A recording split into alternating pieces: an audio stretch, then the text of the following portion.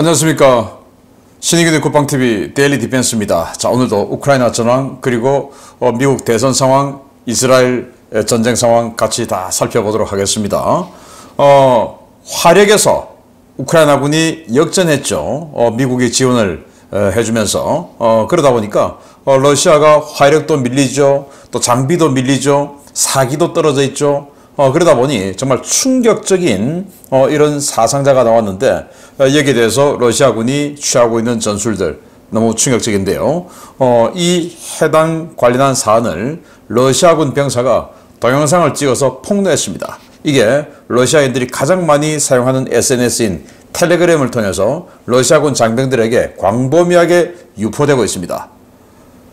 징집에 대한 공포, 또 전쟁에 대한 공포, 그리고 현재 이 정부에 대한 또 지휘부에 대한 불신, 불만 이런 것들이 폭발적으로 늘어나고 있는데 어떤 내용인지 보도록 하겠습니다. 정보 브리핑 먼저 보겠습니다. AP통신은 카멜라 해리스가 대의원 2,471명을 확보해서 과반수 요구치인 1,976표를 이미 오버 달성했다. 그래서 사실상 민주당의 대선 후보로 확정됐다 라고 보도를 했는데 지금 이 민주당 대의원 숫자가 3,949명이에요. 여기에서 과반수를 이미 넘겼고, 그러다 보니까 아직 뭐 전당대회를 통해서 공식 후보 지명은 안 했지만 그러나 사실상 대선 후보로 확정되었다라는 보도가 나왔고요. 해리스 부통령은 바이든 재임 3년간 그가 이룩한 업적은 현대사에서 타의 추종을 불허한다 라고 하면서 바이든을 아주 칭송하면서 그의 정책을 계승할 것이다 라고 천명했는데요.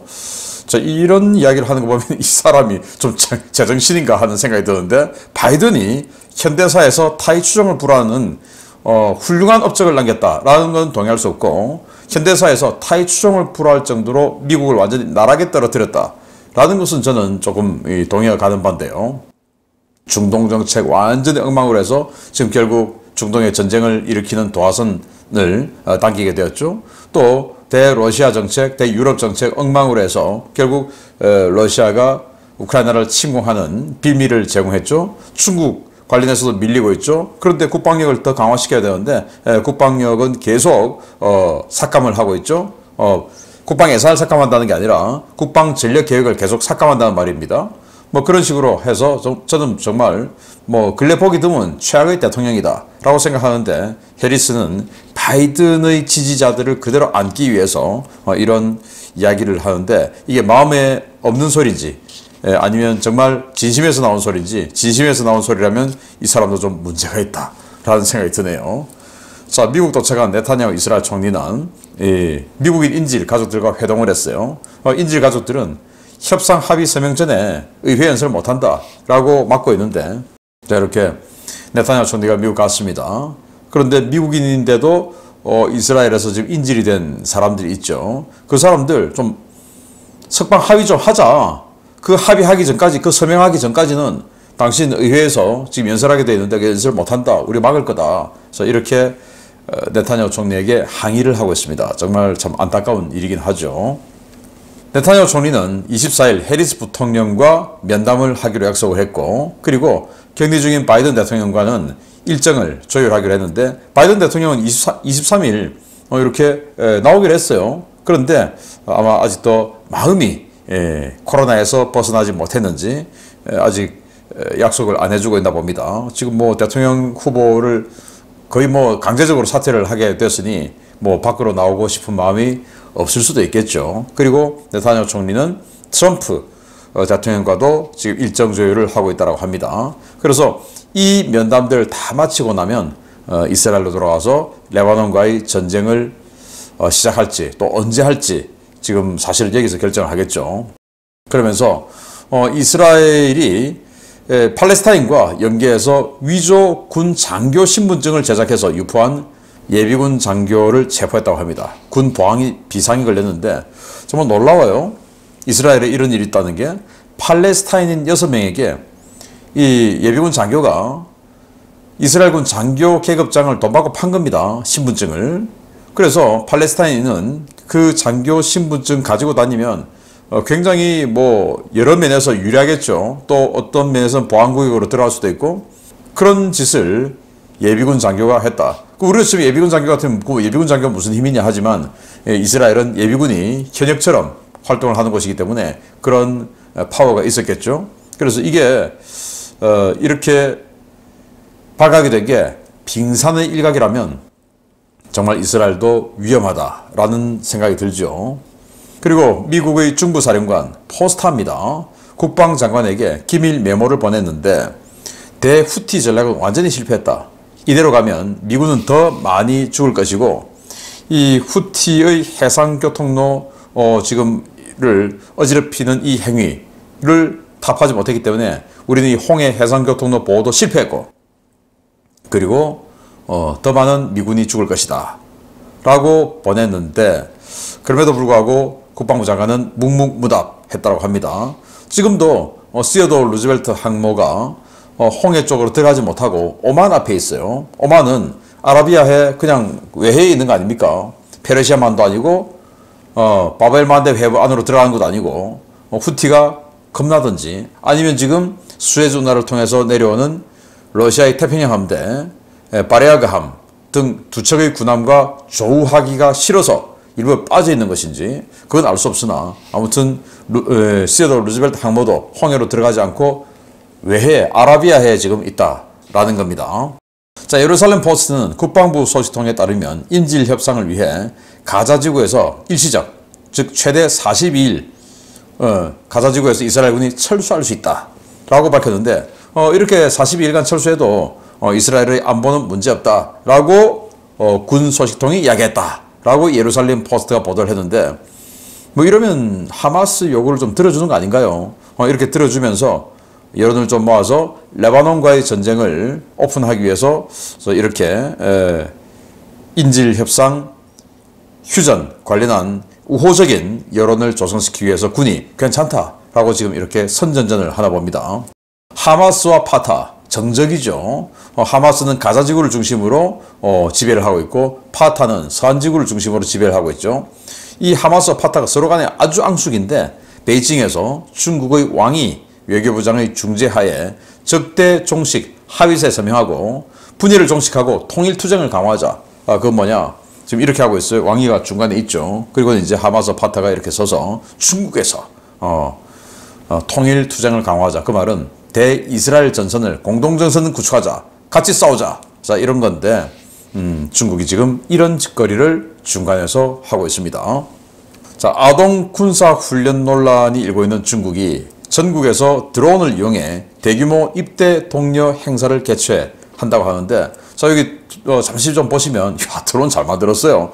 군집 드론으로 쇼하는 건데 항공모함에서 전투기 이륙하고 전투기 날아가고 뭐 탱크 ICBM 야 정말 대단한데요. 뭐 이렇게 해서 자 입대해 하고 입대 독려 행사를 하는데 지금 입대하면 대만과의 전쟁에 참전할 가능성이 높겠죠. 중국인들 잘 판단하시기 바랍니다.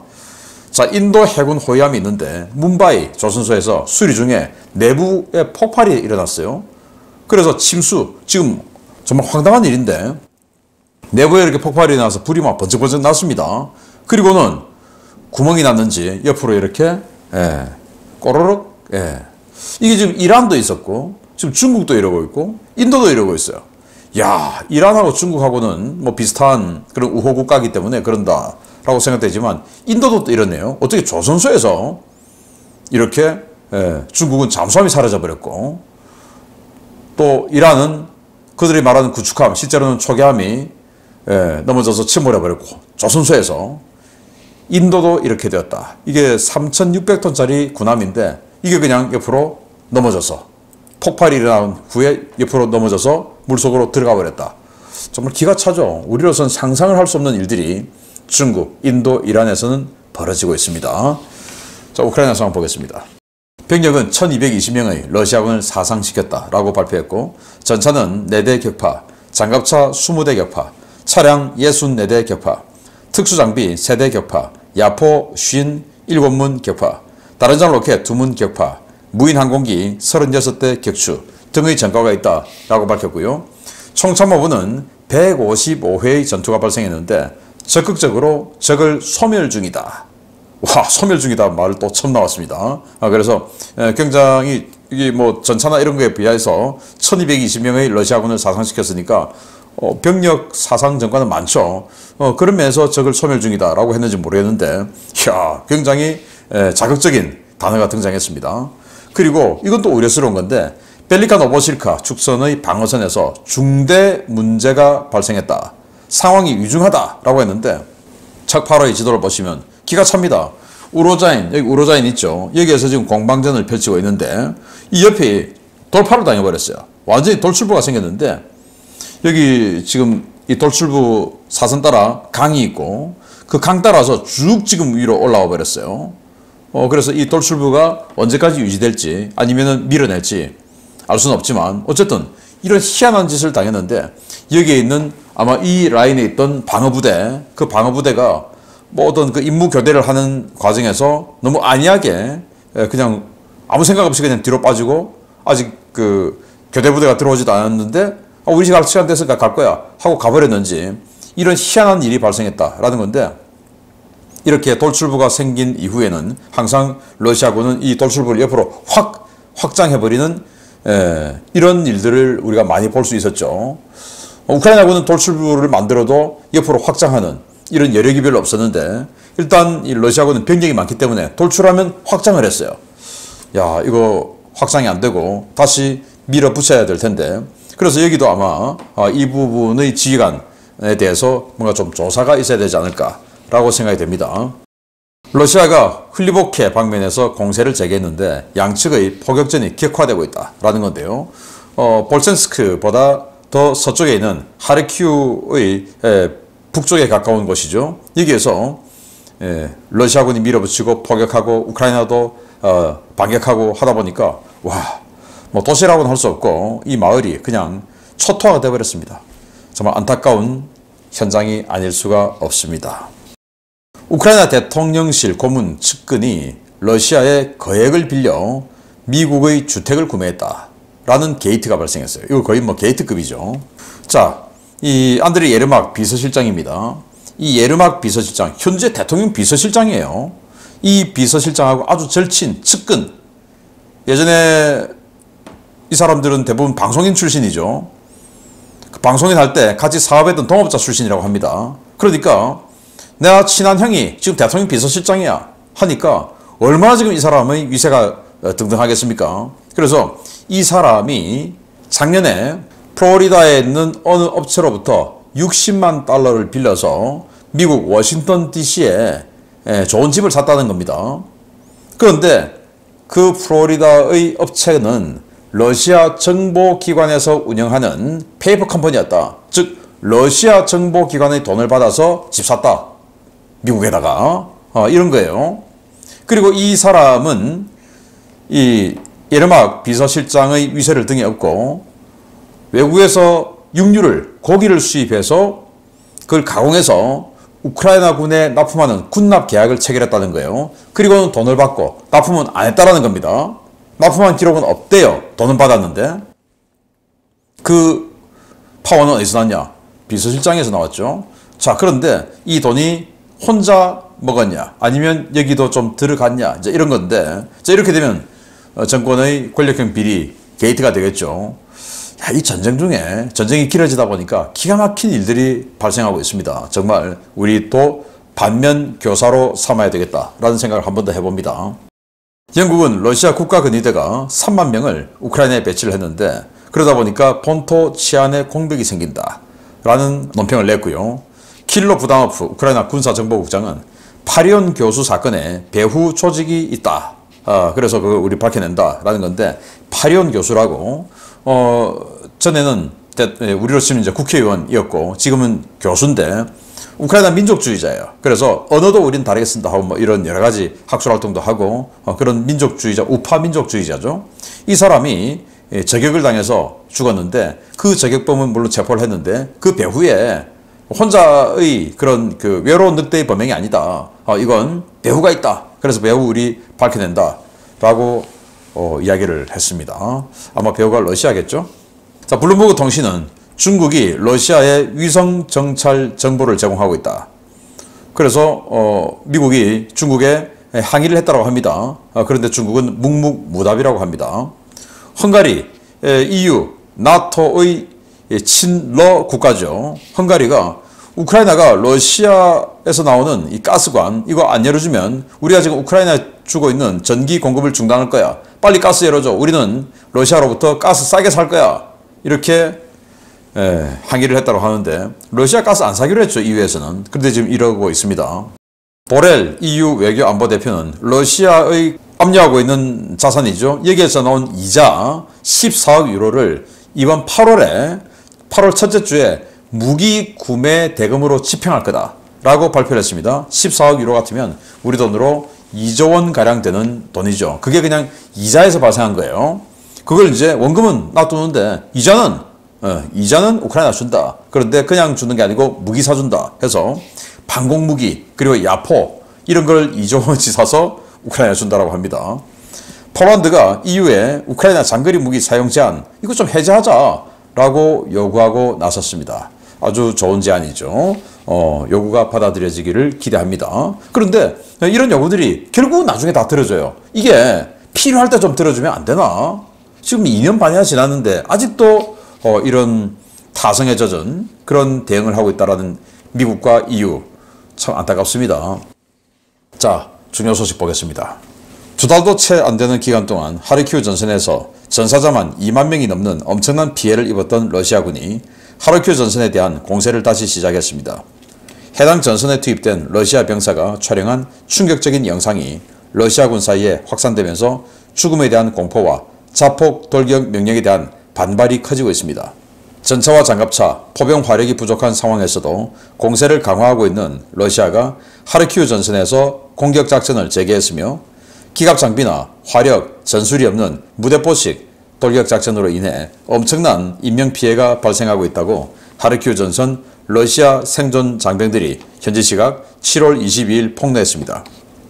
볼첸스크 방면에서 공세를 벌이고 있는 제69 차량화 소총사단 예하 부대 장병이 촬영해 텔레그램을 통해 공개한 해당 영상에서 이 장병은 사방에 시체가 널려 있고 그 시체에 들러붙은 파리가 정말 끔찍할 정도로 많다라며 시체에 붙었던 파리들이 내 얼굴로 달려들고 있다 라고 호소했습니다.